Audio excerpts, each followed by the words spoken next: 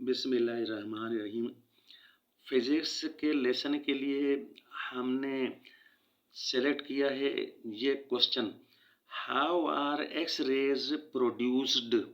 ये grade 12 year 2012 federal board Islamabad वाले पर्चे से हमने क्वेश्चन लिया है कि एक्स रेज कैसे प्रोड्यूस की जाती हैं। तो आंसर के लिए हमने ये रफ डायग्राम बनाई है। ये बहुत ही सिंपलीफाइड है। तो इसको देखते हैं कि ये बैटरी है, बैटरी का सिंबल।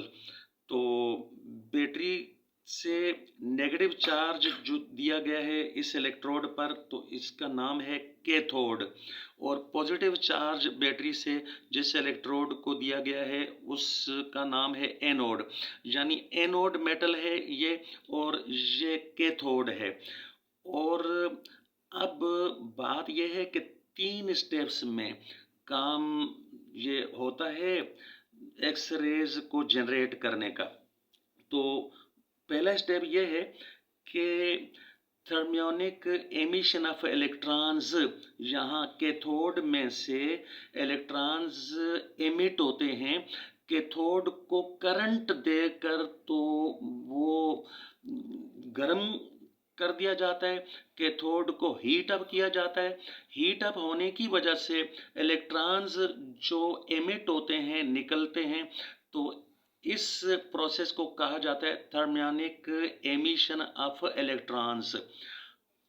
जब इलेक्ट्रॉन्स यहाँ से निकलकर इधर की तरफ भागते हैं एनोड की तरफ, तो टू मच हाई वोल्टेज इन ये इलेक्ट्रोड्स के अक्रॉस में होता है।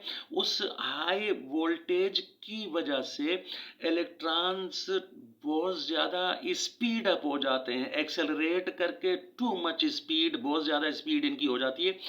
और अब तीसरे स्टेप में जाकर ये है कि इलेक्ट्रॉन्स हिट करते हैं एनोड मेटल को।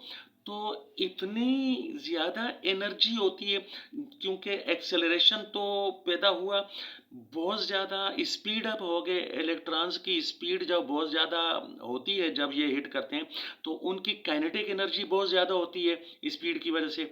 तो अपनी काइनेटिक एनर्जी को यहाँ पर ये लूज कर देते हैं। एनोड मेटल के साथ हिट करने से इलेक्ट्रॉन्स की काइनेटिक एनर्जी लूज हो जाती है, ख़त्म हो जाती है और नई 2 एनर्जीज में कन्वर्ट हो जाती है। उनमें से एक हीट एनर्जी, जिसका यहाँ पर जिक्र करने की ज़रूरत नहीं है, और दूसरा एक्स रेज फोटॉन्स जो होते हैं। यानी कि इसका मतलब ये हुआ कि kinetic energy of electrons is converted into heat energy and x-ray photons।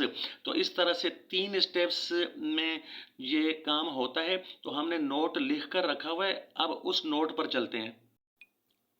ये हमारे नोट्स आ गए सामने और क्वेश्चन 5 मार्क्स का ये है।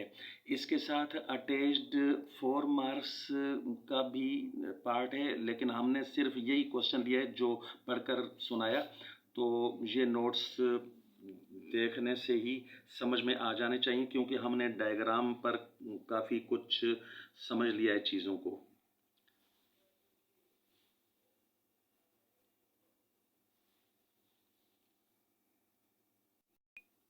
नेक्स्ट पेज पर ये नंबर 3 जो स्टेप है, ये देखने के बाद तो ये अब नोट हमारा यहाँ पे ख़त्म हो गया और लेसन भी हमारा ख़त्म हो गया।